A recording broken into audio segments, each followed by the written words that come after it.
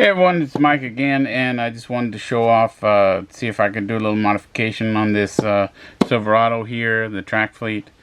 And it's been a long time since I've done one of these with plastic rivets, and hopefully it'll go well, but I always use a 9/64 drill bit, and it usually works pretty good. I'm not quite sure how it'll do on this plastic, but I got a feeling I'm gonna get it apart one way or the other. So let's just see how it goes.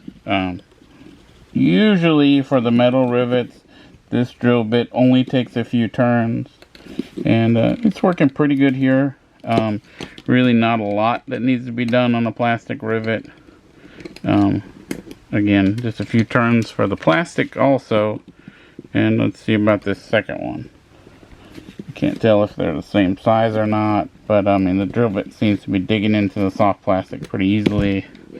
I'm actually trying not to go too deep just in case, and I think that worked pretty well. So let's see if we can lift the camper shell off. So yeah, that's what it looks like. So there's the camper shell, there's the truck. Not expected. It has a sunroof, so I don't really know what to think about the sunroof there. I'm sure that there's some reason why it has that. The trailer or the truck bed looks pretty cool. It looks like maybe that's some version of a fifth wheel. It almost looks like kind of like a lounge chair and a pillow. But I'll try to take some photos also, because it's not focusing very well right now. But either way, that's a solid truck. I like that there's no tailgate. I didn't really expect that, but I didn't really know what to think. So, pretty significantly different from the 83 Silverado. Sizing is similar.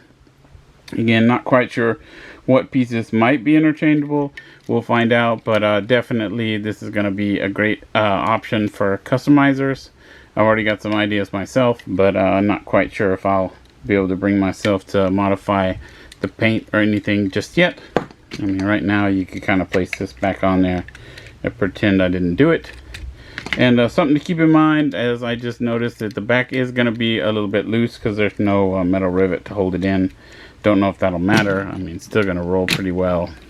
So that's what it looks like. I'll try to post some pictures as well. Thanks for watching.